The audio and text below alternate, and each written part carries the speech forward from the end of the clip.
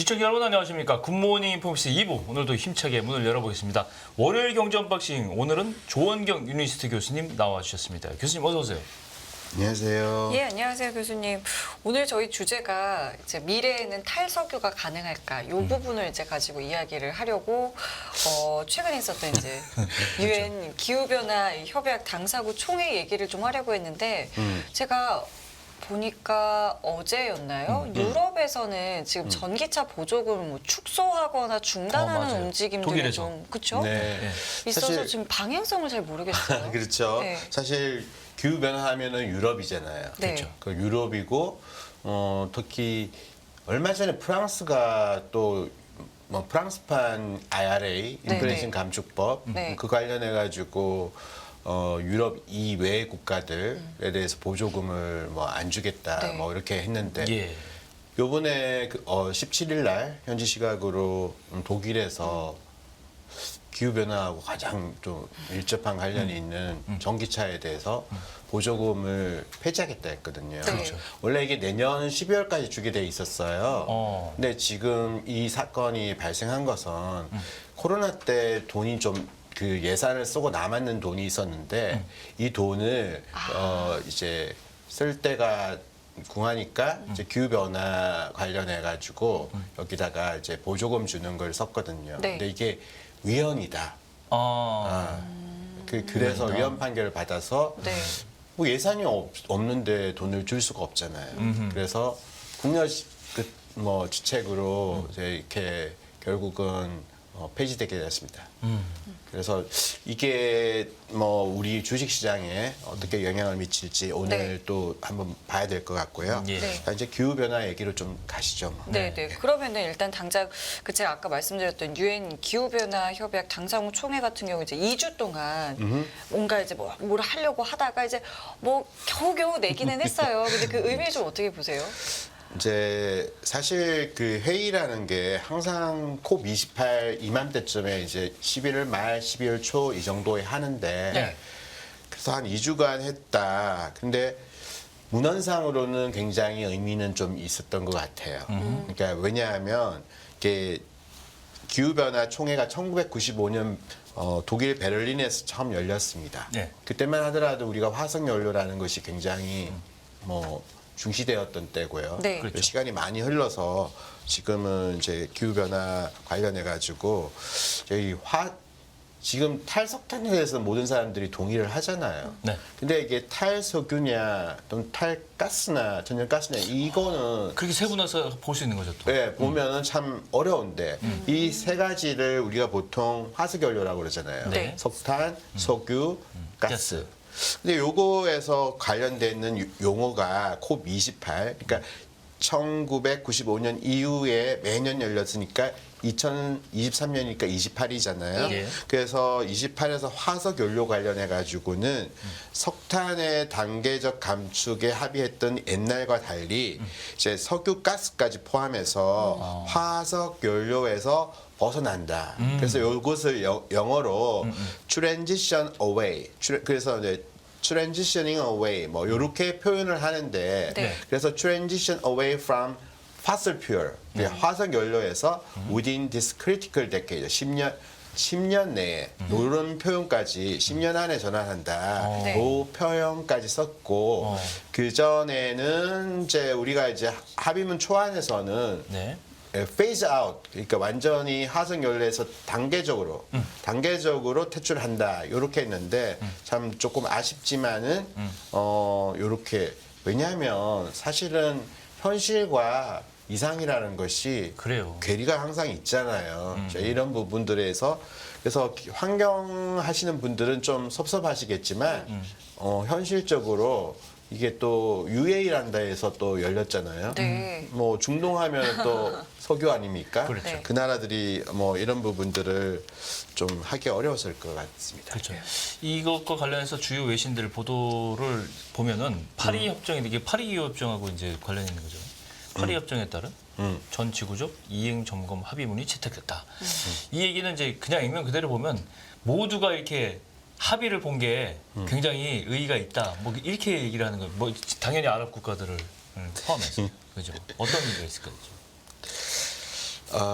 사실은 우리가 뭐 전환 에너지에서 중요한 건 에너지 안보와 에너지 전환이잖아요. 예. 그래서 전환에 대한 얘기들을 쓴 것은 굉장히 문구상으로는 좋은데 네. 사실 들여다 보면은 이것들을 좀 세부적으로 살펴봐야 될 것 같아요. 예. 예, 무슨 말인가 하면은 저희가 이제 파리 협약이라는 거는 2015년에 이제 그 만들어지는데 파리 협약이 있었지만 이제 2015년에 세계 평균 기온 상승을 산업화 이전 대비해 가지고 섭씨 1.5도씨 이하로 억제하는 것이 이제 그게 뼈대가 이제 파리 협정이라고 하거든요. 예. 여기 트럼프 대통령이 요거 탈퇴했었잖아요. 예. 그러다 다시 이제 바이든 때 다시 들어온 건데 그렇죠, 그렇죠. 이것을 이제 2023년부터 5년 주기로 이제 감축하는 거하고요, 적응하는 거고 하고 또 이걸 어떻게 이행할까 하는 이행 수단에 대해서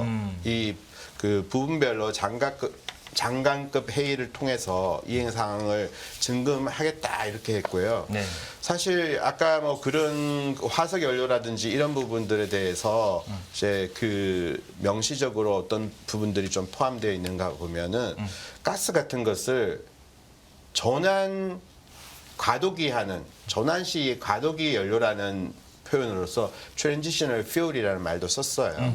그래서 이런 것들을 보면은 그 유럽 쪽하고 중동 쪽하고 많이 그 갭을 좁히려는 노력은 했다. 완전히 어느 한쪽으로 가기는 어렵지만은 그런 부분이 있고 사실 우리가 보면은 선진국이나 이런 나라들은 그 과거에는 산업혁명 시대에서 많은 그 이 뭐 화석 연료를 배출한 나라들이지 않습니까? 그렇죠. 예, 그리고 다 거기서 배출해서 다 배출하고 지금 불을 쌓고. 예.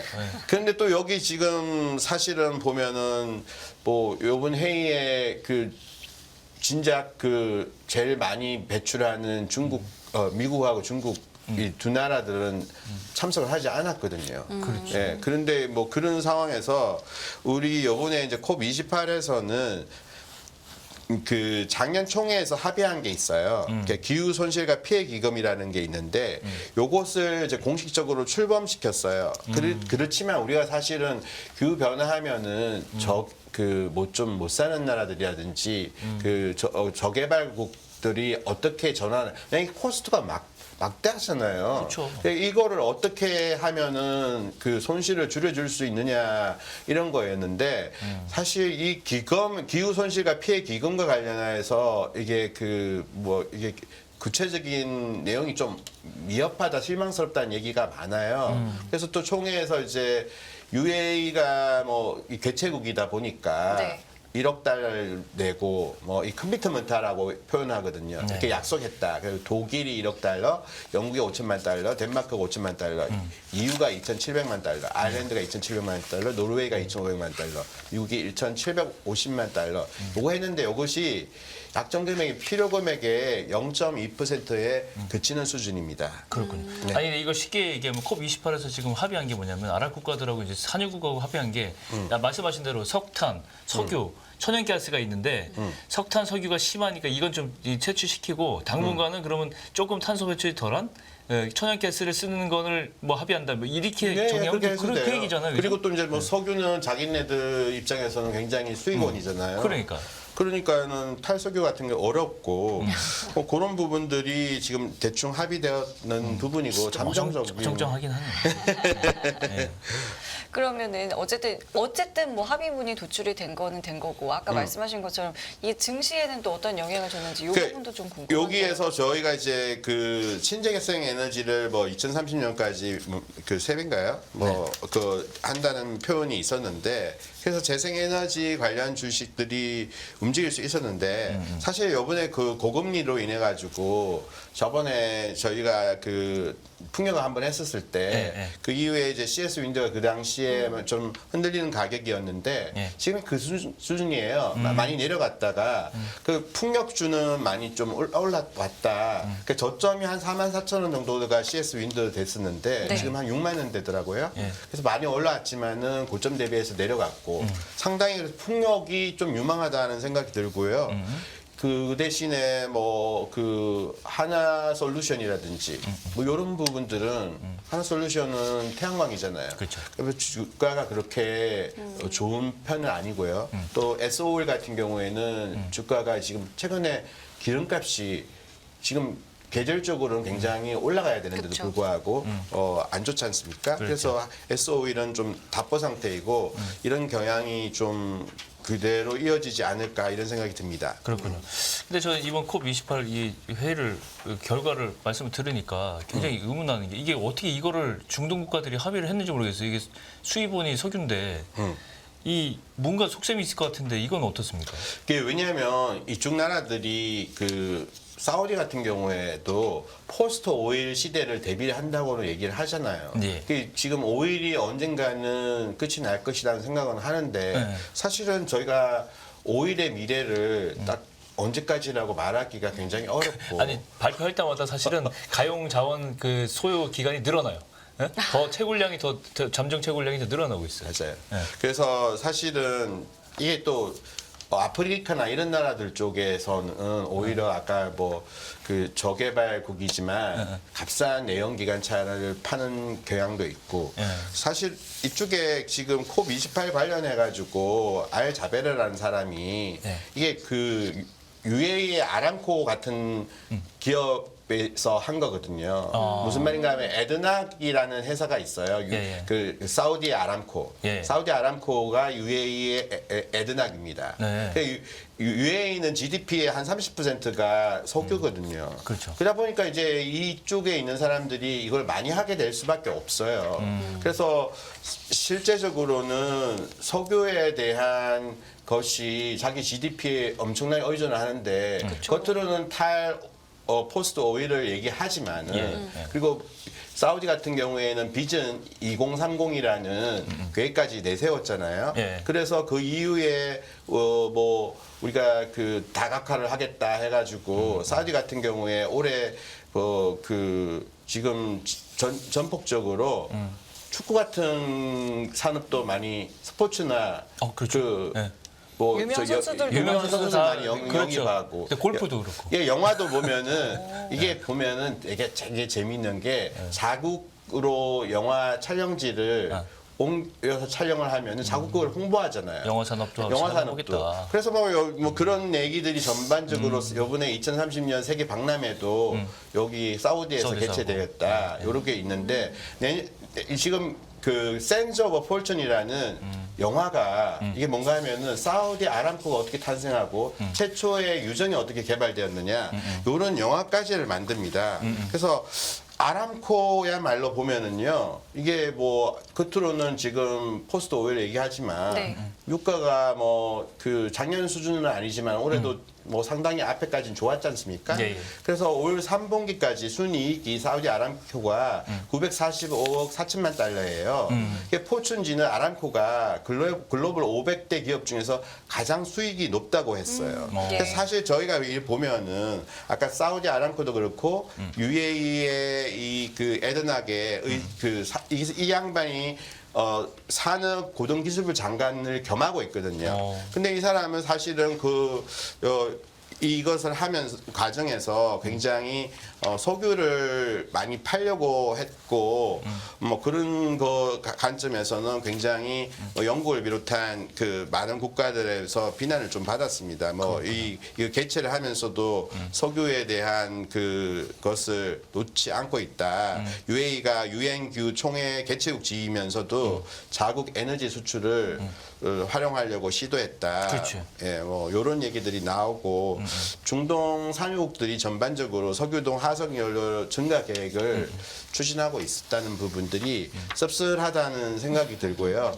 사실 이런 과정에서 자국 겉으로는 포스트 오일하고 그린 이미지를 중동이 취하지만은 한편으로는 우리는 아직 석유의 시대를 저물갈 수는 없어 하면서 이걸 추구하는 게 있습니다. 마지막으로 우리 지구의 모든 문명들이 이 석유라는 에너지원을 탈피할 수 있을까요? 참 언젠가는 하겠지만 그 언젠가는이라는 부분들이 계속 늦어지고 이런 정치적인 문제들도 있단 말이에요. 예, 그렇죠. 여기 뭔가 하면은 이게 자기네들의 어떤 산업들이 예를 들어서 중동에서 지금 뭐 태양광이라든지 풍력이라든지 뭐 이런 부분들이 굉장히 스테이블하고 지구가 전반적으로 그 기후 변화에 있는 코스트가 줄어드는 그 어느 시점이 될 때까지는 석유가 여전히 지위를 차지할 수밖에 없다. 그렇지만 우리가 기후 변화나 네. 어떤 재생에너지나 환경의 문제를 도외시할 수 없다. 이렇게 생각하겠습니다. 그렇죠. 알겠습니다. 이렇게 해서 오늘 경제 언박싱 조원경 교수님과 함께했습니다. 오늘 말씀 감사합니다. 고맙습니다. 감사합니다.